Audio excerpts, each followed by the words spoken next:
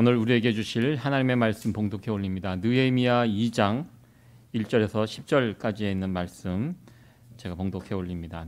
아닥사스다 왕 20년 니산월에 왕이 앞에 술이 있기로 내가 들어 왕에게 드렸는데 이전에는 내가 왕의 앞에서 수색이 없었더니 왕이 내게 이르시되 내가 병이 없거늘 어찌하여 얼굴에 수색이 있느냐 이런 필연 내 마음에 근심이 있음이로다.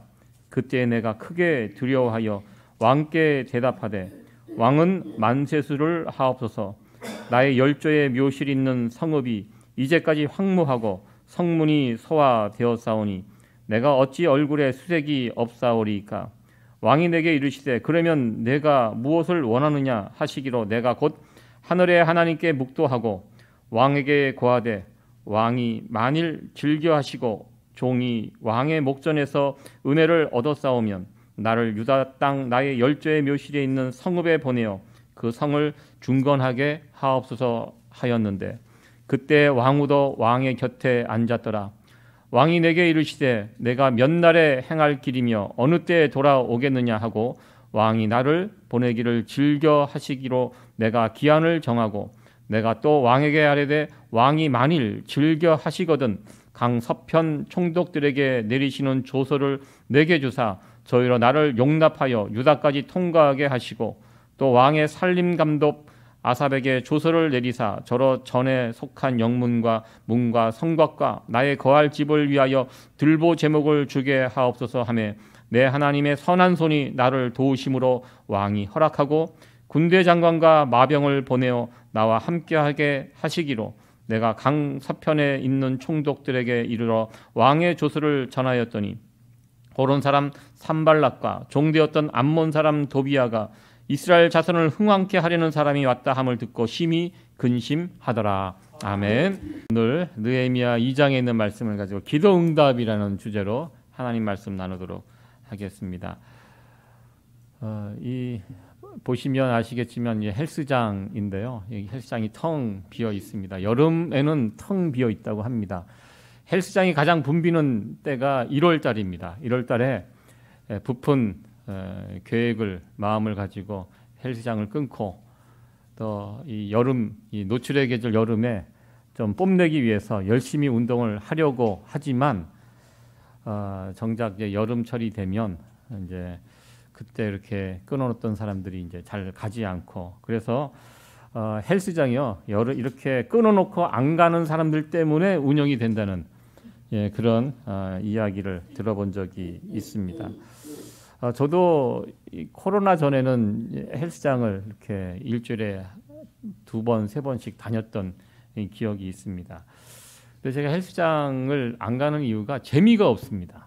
그래서 특별히 저 러닝머신 위에서 뛰는 게 제가 웬만한 운동은 다 좋아하거든요. 근데 이 러닝머신에서 뛰는 것은 너무너무 싫어합니다. 그래도 뛰어야 되니까 거기 가서 올라가서 한 30분 정도 뛰면 물론 뛰고 나면 참 좋은데 거기 올라가서 처음에 뛸 때가 참 싫습니다. 그래서 요즘은 아예 헬스장 근처도 안 가게 되는데요.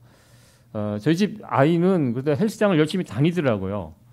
그래서 제가 이게 요즘 바쁜데 일하고 또 끝나고 헬스장 들려서 운동하고 이제 그러면 저한테 전화가 와요. 아빠 좀 픽업 좀 해달라고. 그래서 제가 가서 태워 갖고 오고 제가 물어봐요. 야 재밌냐? 재밌대요. 그래서 제가 이렇게 몸을 만져보니까 진짜 막 근육이 있고 확실히 젊은 애들은 근육도 금방 만들어주고 저도 이 근육을 만들기 위해서 열심히 했는데 저는 안 되거든요. 뭐 안 되는데 확실히 젊은 애들은 그런 것이 빨리빨리 효과가 보는 것 같습니다. 몸에 근육이 만들어지고 막 이런 재미를 붙여갖고 그런 헬스장을 열심히 다니고 있는 것 같습니다.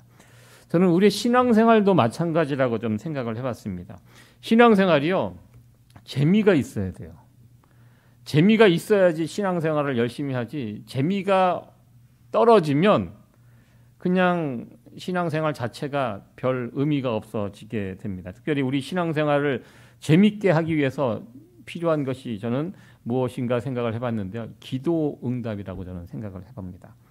기도가 응답되는 체험이 있다면 그때부터 그 신앙생활은 재밌어집니다. 여러분들도 그런 경험이 있으실 것이라고 생각이 되는데요. 내 기도가 응답되는 경험, 그런 간증들, 하나님께서 내 기도를 들어주시고 어떻게 나를 도와주셨는지에 대한 이 체험이 있을 때 그 사람의 신앙은 달라지게 됩니다. 깊어지게 되고요. 의미가 있게 됩니다. 지난 시간에는 우리가 느헤미야 1장을 보면서 느헤미야가 어떤 사람인지 살펴봤습니다. 느헤미야가 어떤 사람입니까? 느헤미야는 기도의 사람이었다라는 거 살펴봤습니다. 누군가를 흥왕케 하는 사람, 기도의 사람, 지난 시간에 살펴보았습니다. 느헤미야의 직업은 공무원입니다. 술관원, 왕의 음식을 다루는, 왕이 절대적으로 신임하는, 어떻게 보면 굉장히 높은 관직에 있던 사람입니다.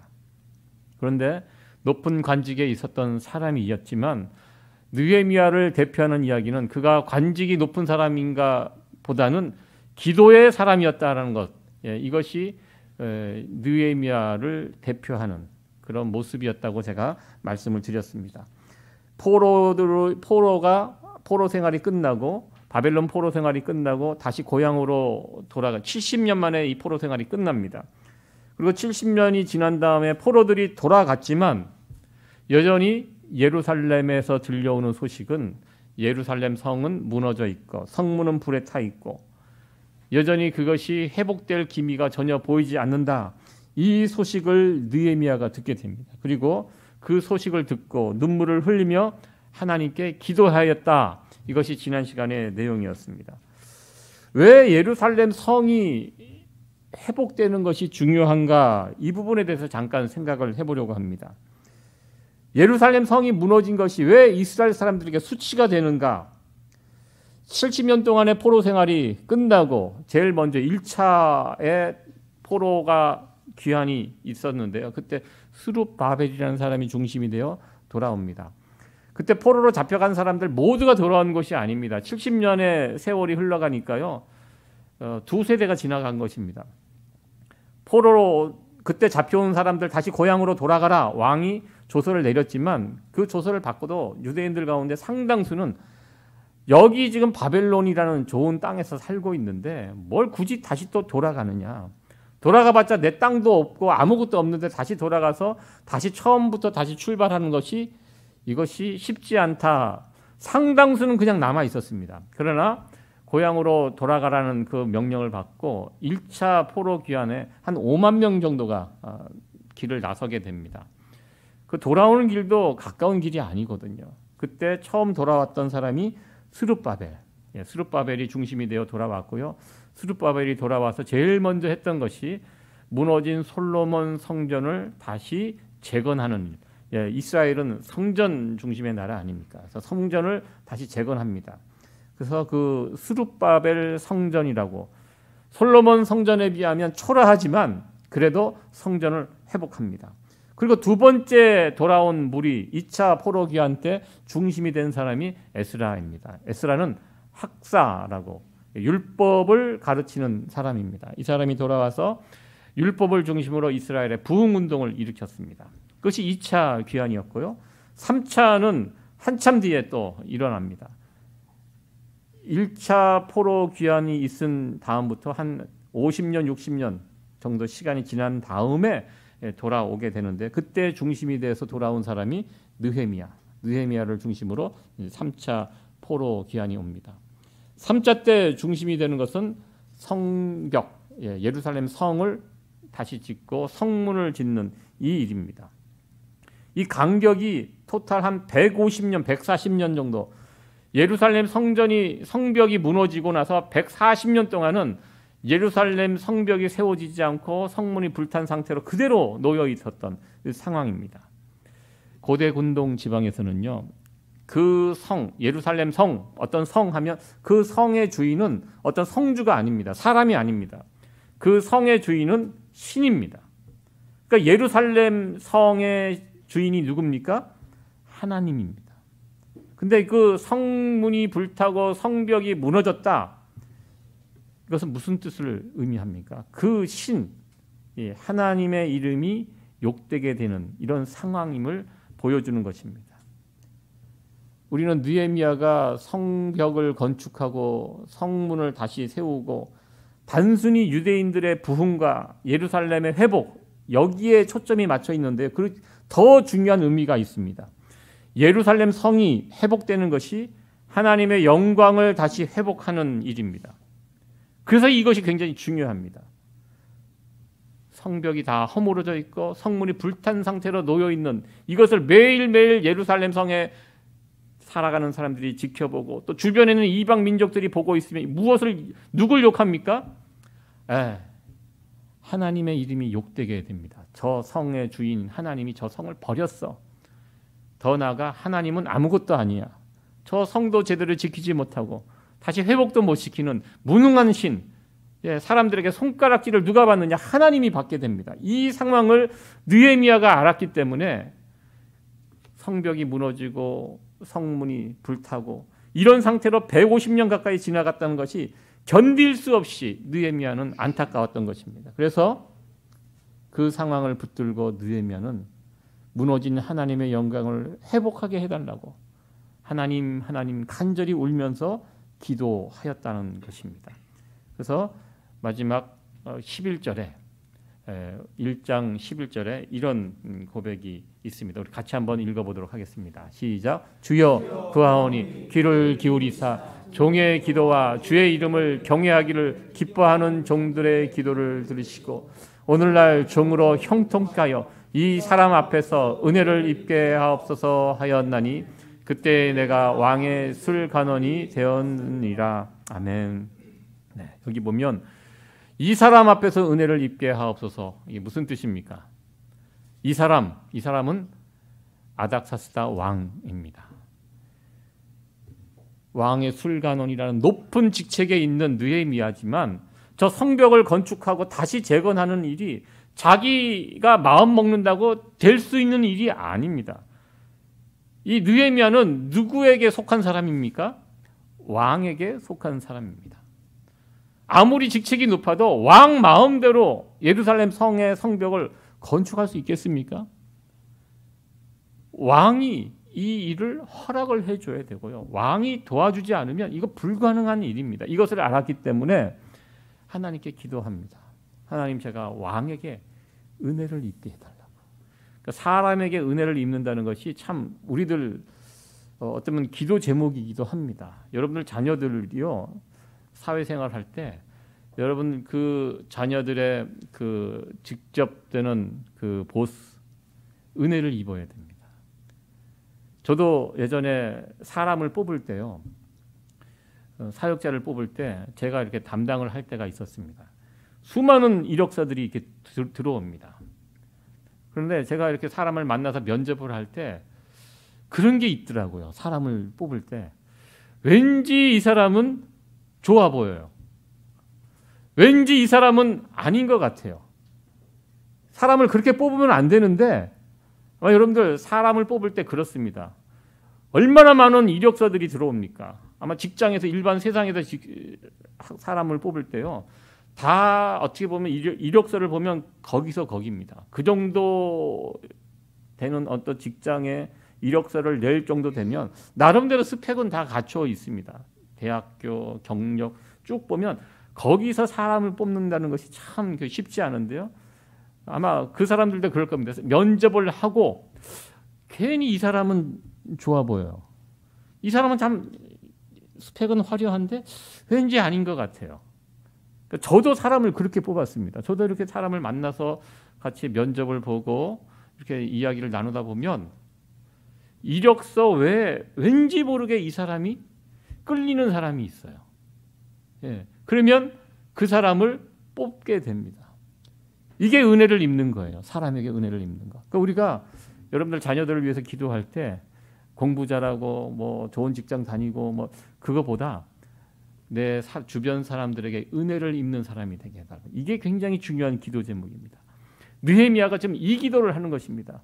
하나님, 제가 능력도 있고 그 정도 지위가 있지만 왕이 이것을 허락해 주지 않으면, 왕이 나를 이쁘게 보지 않으면 이거 불가능한 일입니다. 그러니까 하나님께 기도하는 것입니다. 하나님, 왕이 나를 이쁘게 봐달라고.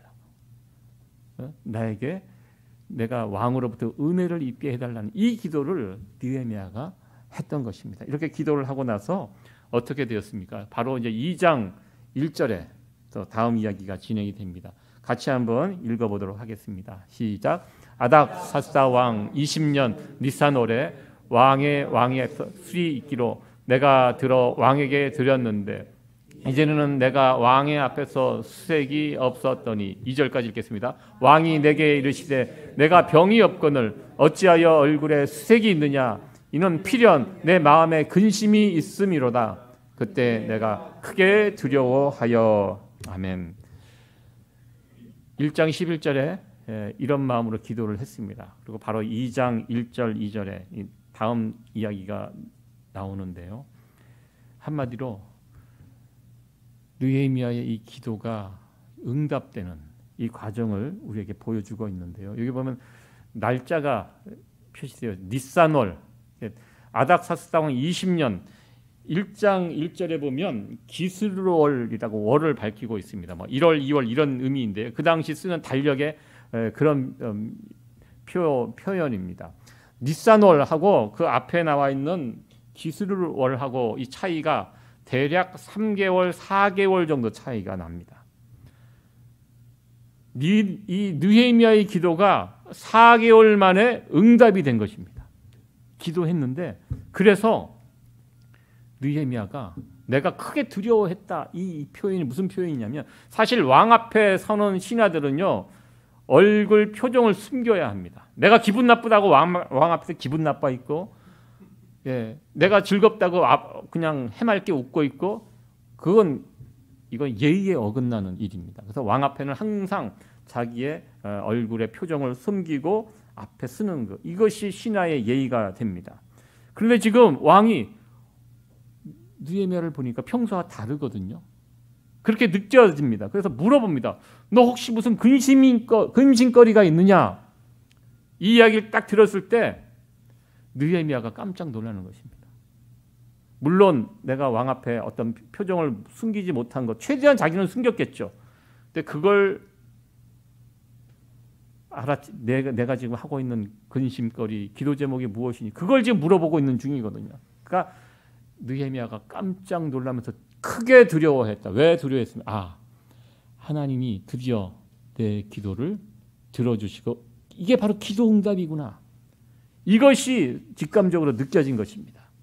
그러면서 하나님을 경외하는 역시 하나님 내 기도를 들어주 이 지금의 이 기회가 하나님이 내 기도 응답하는 기회인 것을 느헤미야가 직감적으로 알게 됩니다. 그러면서 왕에게 내가 왜 지금 근심하고 있는지 설명을 쭉 합니다. 그리고 놀랍게도 왕은 느헤미야의 이 말을 듣고 난 다음에 그렇다면 내가 왕으로서 너를 위해서 무엇을 도와줄까?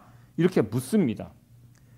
그러니까 느헤미야가 이렇게 왕의 대답을 듣고 왕에게 이렇게 또 말을 합니다. 대답을 하는데요.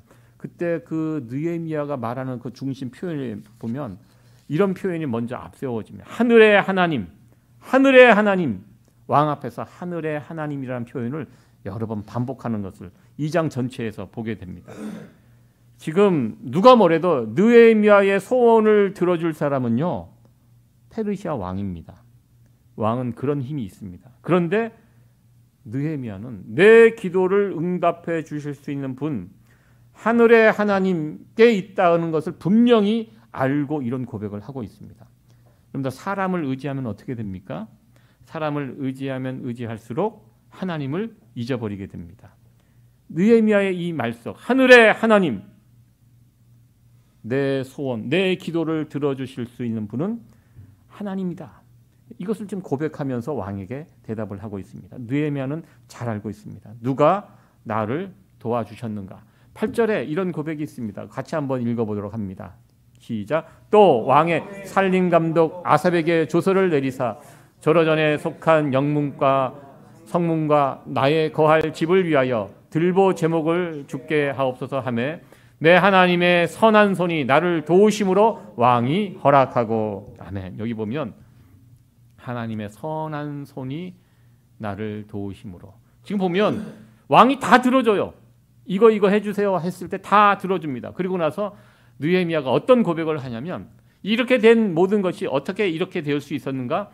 내 하나님의 선한 손이 나를 도와주시고 그리고 왕이 허락하고 하나님이 먼저입니다. 하나님의 도우심이 먼저였다는 것입니다. 그래서 이것을 알았기 때문에 느헤미야는 하늘의 하나님이라는 표현을 반복해서 사용합니다. 땅에 있는 내가 기도할 때 하늘에 계신 하나님이 내 기도를 듣고 계시다.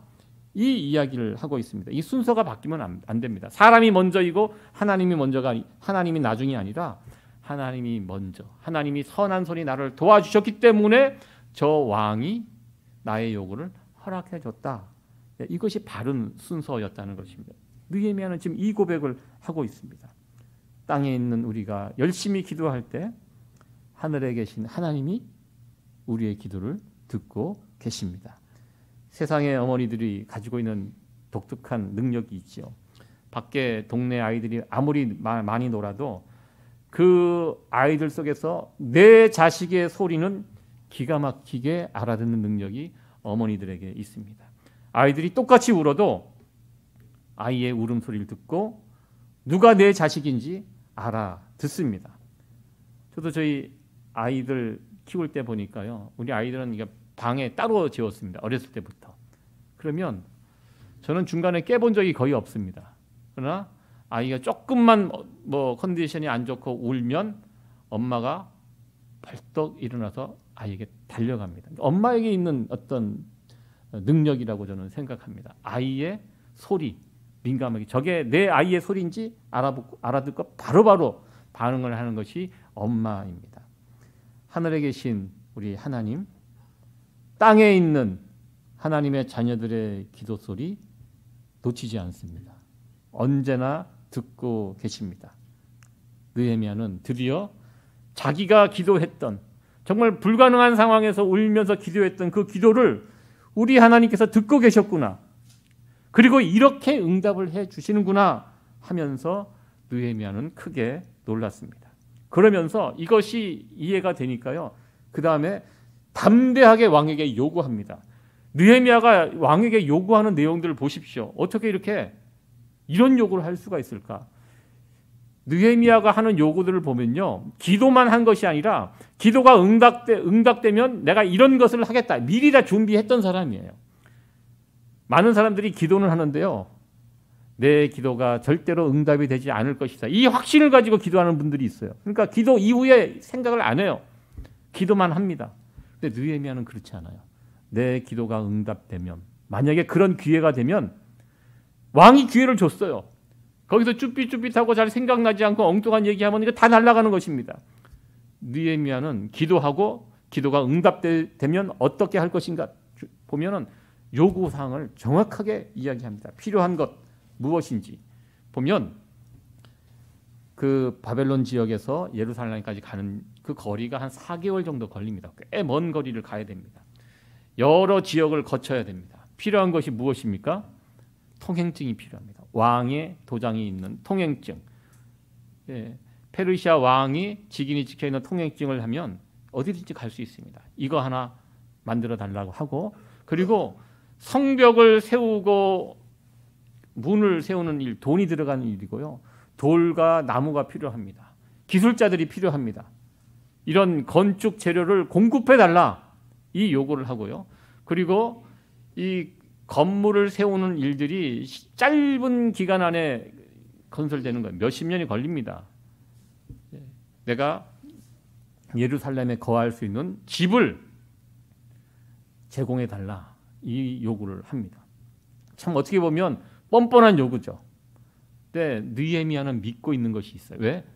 이것이 하나님의 기도 응답인 것을 알고 있어요. 그러니까 담대하게 왕 앞에서 요구합니다. 이거 해 주십시오. 보내줄까 말까 이것도 지금 아직 결정이 안 났는데 이것을 합니다. 그리고 보면 성경에 보면 왕후도 같이 옆에서 듣고 있다고 합니다. 특별히 그 집안에서 여자의 의견이 되게 중요하잖아요. 옆에서 가만히 듣고 있다가 왕후가 그냥 보내지 맙시다. 저 사람 보내면 또 누굴 또 세우냐고. 우리에게 필요하니까 그냥 다른 사람 보내고 느헤미야는 우리가 데리고 있읍시다. 이렇게 해버리면 이거 물 건너가는데 오늘 성경에 보면 왕후가 한마디도 안 했다고. 예, 하나님께서 입을 다물게 하신 것입니다. 예, 느헤미야가 이렇게 얘기하니까 어떻게 보면 다 요구 사항입니다. 왕에게 이거 해주십시오. 그랬더니 나중에 왕이 오히려 알겠다 하고 갈 때 너 혼자 가지 말고 내가 군대까지 보내줄게. 예, 군대도 보내주는 이런 놀라운 기도 응답을 이렇게 보게 되었습니다. 어떻게 이렇게 왕이 느헤미야를 전적으로 도와줄 수 있었을까요? 어떻게 보면 느헤미야 입장에서는 왕이 참 고마운 사람입니다. 그런데 나중에 느헤미야가 고백할 때요, 이 사건을 고백할 때 하나님의 선한 손이 나를 도와줬기 때문에 이 일이 가능하게 되었다라고 왕의 고마움보다는 하나님의 도움을 앞세워서 고백을 합니다. 왜 이런 고백을 합니까? 느헤미야는 정확하게 알고 있었습니다. 이것이 바로 기도 응답이었다는 사실을 알았습니다. 기도 응답, 나의 기도가 응답되었다. 누구에게 고마워해야 됩니까? 하나님께 고마워하는 것입니다. 만약에 느헤미야의 기도가 없었다면 이런 일이 벌어졌어요. 왕이 얼마나 고마운 사람입니까? 또한 내가 술 맡은 관원, 높은 관직에 있었기 때문에 이 일이 가능한 겁니다. 기도 없이 이 일이 이루어졌다면 초점이 왕에게 가고요, 나에게 옵니다. 역시 내가 이렇게 높은 직책에 있으니까 이 일도 내가 가능한 거야. 역시 나는 대단해. 내가 이렇게 나는 이런 사람이야. 초점이 거기에 가 있을 것입니다. 그러나 느헤미야는 기도의 사람이었습니다. 그래서 알았습니다. 아, 하나님이 하셨구나. 하나님이 내 기도를 들어주셨구나. 느헤미야는 이 기도를 통해서 하나님을 체험했습니다. 그리고 이 체험이 있었기 때문에 오늘 8절과 같은 그런 고백을 하였습니다. 아, 하나님께서 내 기도를 들어주셨구나. 하나님의 선한 손이 나와 함께 해주셨구나. 그래서 오늘의 이 일이 있었구나. 느헤미야는 기도를 통하여 그 하나님의 선한 손길을 볼 수 있었습니다. 기도하는 사람에게는요, 하나님의 선한 손길이 함께 하십니다. 여러분 이 사실 믿으십니까? 네. 하나님의 선한 손길이 나와 함께 하신다면 그럼 이 세상에 두려울 것이 뭐가 있겠습니까? 이렇게 하나님의 선한 손길이 함께 하시고 왕의 도움을 받아 고국 이스라엘로 돌아옵니다. 유다의 총독이 되어서 느헤미야가 돌아옵니다. 4개월에 걸쳐서 돌아왔는데요. 그렇게 4개월에 걸쳐서 돌아와 보니 예루살렘에서 기다리고 있었던 것이 무엇입니까? 10절입니다. 우리 10절 말씀 같이 읽겠습니다. 시작. 호론 사람 산발락과 종되었던 암몬 사람 도비아가 이스라엘 자손을 흥왕케 하려는 사람이 왔다 함을 듣고 심히 근심하더라. 아멘. 여긴 두 사람이 나와 있고요. 나중에 한 사람이 더 나옵니다. 느헤미야의 대적자들이 예루살렘에 와 보니까요, 모든 것이 순탄하게 일이 막 열리고 풀리는 것 같습니다. 그런데 와 보니까요, 대적자들이 그곳에 기다리고 있습니다. 앞으로 느헤미야가 해야 할 일들이 순탄치 않을 것이다라는 것을 예고하고 있습니다. 이 여기에 나와 있는 대적자들, 쉬운 적들이 아닙니다. 허물어뜨리는 사람들. 사실 우리가 무엇인가 세우고 잘되게 하고 이렇게 하는 것은요, 어렵습니다. 쉽지 않습니다. 많은 힘이, 노력, 시간이 들어갑니다. 그러나 망가뜨리는 것은 금방 할 수 있습니다. 허물어뜨리는 것. 여러분들 어떤 사람이 그런 얘기를 하더라고요. 내가 저 사람을 어떤 자리에 세우지는 못하지만 저 자리에 있는 사람을 끄집어내릴 수 있는 능력은 있다. 무서운 얘기입니다. 이런 능력들 어떻게 보면 우리들이 다 가지고 있어요. 내가 저 사람을 좋은 자리에 세우는 것은 쉽지 않습니다. 그러나 좋은 자리에 있는 사람을 흔들어서 끄집어내리는 일, 이것은 어떻게 보면 쉬운 일입니다. 지금 느헤미야의 반대자들이 막 있습니다. 유력한 자들입니다. 이 사람들이 결심을 합니다. 느헤미야가 하는 일을 내가 막아버리겠다. 못하게 하겠다. 도저히 성벽이 세워지지 못하게 하겠다. 결심을 하고 최선을 다하는 이 악감정을 가지고 주저앉히려는 사람들이 이제 세 명이 달라붙어서 이 세 사람이 협업을 하면서 느헤미야를 이제 공격을 하게 됩니다.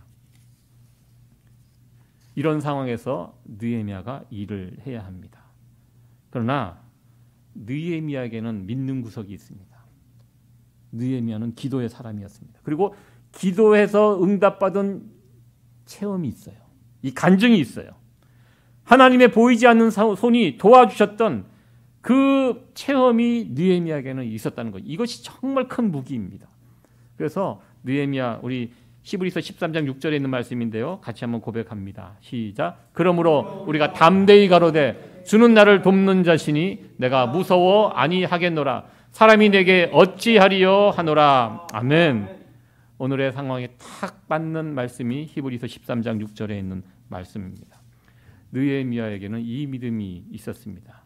나는 사람을 무서워하지 않겠다. 사람이 내게 어찌 할 수 있겠는가? 왜? 나에게는 하나님이 계시다. 나를 도와주시는 하나님이, 보이지 않는 그 하나님, 보이지 않는 손으로 나를 도와주시는 그 하나님이 나와 함께하고 있다. 이 믿음이 느헤미야에게는 있었고요. 이 체험이 있었습니다. 이런 기도 응답의 체험이 있고 없고가 굉장히 중요합니다. 우리 신앙생활에 어쩌면 이 터닝 포인트가 여기 있다고 저는 생각합니다. 내가 하나님께 간절히 기도하고 그 기도가 응답되었던 그 기도의 응답 체험이 있는 사람과 없는 사람은 하늘과 땅입니다. 느헤미야는 자신의 기도 체험을 통해서 그것을 힘을 얻은 사람입니다. 그래서 예루살렘에 도착하자마자 예루살렘에 살고 있는 유대인 유력한 사람들을, 지도자들을 모았습니다. 그러면서 그들에게 자신이 경험했던 기도 체험을 나눕니다. 내가 지금 어떻게 왔는가 하면서 그동안 그 이방 땅에서, 바벨론 땅에서 자기가 하나님께 열심히 눈물로 기도했고, 그런 가운데 왕이 자기를 불러서, 어느 날 불러서 나에게 이러이러한 것들을 해주었고, 그래서 내가 하나님께 기도하고 기도의 결과 오늘의 지금 여기까지 왔다. 걱정하지 마라. 지금 저 반대자들, 대적자들이 우리를 흔들고 못 들게 하지만 걱정하지 마라. 이 일은 하나님께서 하시는 일. 하나님이 보이지 않는 손이 우리와 지금 함께 하신다. 지금 오늘 성경에 보면 그 간증을 그곳에 있는 사람들 같이 나누었습니다. 이 간증을 함께 들었던 사람들이 이 간증의 효과가 있습니다. 들으면 저 사람에게 역사한 하나님이 나에게도 역사하기를 기대하는, 소원하는 이 마음이 생깁니다. 이 간증이 바로 그 효과가 있습니다. 느헤미야는 도착하자마자 사람들을 모아놓고 이 간증을 했습니다. 걱정하지 마라. 우리는 할 수 있다. 일은 하나님이 기뻐하시는 일이다. 우리가 할 수 있는 일은 하나님께 기도하는 일이다. 하면서 함께 그들을 이 기도의 체험을 같이 간증하면서 그 이야기를 들었던 이스라엘 사람들이 이전에도 성벽을 재건하자는 노력은 있었습니다. 그런데 느헤미야는 이 공직자잖아요. 공무원입니다. 그러니까 공무원들이 일을 할 줄 알아요. 이전에 에스라 또한, 스룹바벨 또한 성벽을 건설하고 싶은 마음이 있었고 몇 번 시도도 있었습니다. 그런데 하지 못했어요. 마음만 있는데 실제로 일을 하는 것은 또 다른 문제예요. 하나님께서 누굴 보내시는가? 실제로 일을 할 수 있는 공무원을 보내신 거예요. 그게 느헤미야입니다. 그러니까 느헤미야는 이 느헤미야가 성벽을 쌓는 그 과정을 보면 정말 일 잘합니다. 똑똑합니다. 공무원으로서 일을 해본 경험이 있어요. 공직에 있어 봤어. 그래서 이 일을 어떻게 해야지 움직이는지 잘 알아요. 그래서 그 일들을 이렇게 추진해가는 과정을 보면 하나님께서 왜 느헤미야를 보내주셨는지를 알게 됩니다. 느헤미야 기도의 사람이었고 기도가 응답되었고 이것을 함께 나누면서 그 느헤미야의 기도의 간증을 들었던 예루살렘에 있는 사람들이 다시 마음이 뜨거워지면서 다시 일어나게 되었습니다. 그래서 2장 20절에 같이 고백을 하는데요. 같이 한번 읽어보도록 하겠습니다. 시작. 내가 대답하여 가로되 하나님이 우리로 형통케 하시리니 그의 종 우리가 일어나 건축하려니와 오직 너희는 예루살렘에서 아무 기업도 없고 권리도 없고 명록도 없다 하였느니라. 아멘. 여기 보면 우리가 좋아하는 형통이라는 단어가 나옵니다. 여러분들 형통이라는 것은요, 내가 형통케 하는 것이 아닙니다. 누군가에 의해서 형통케 되는 것입니다. 형통은 수동태입니다. 내가 형통케 한다? 예, 한계가 있습니다. 누가 우리를 형통케 합니까? 하나님이 우리를 형통케 하십니다.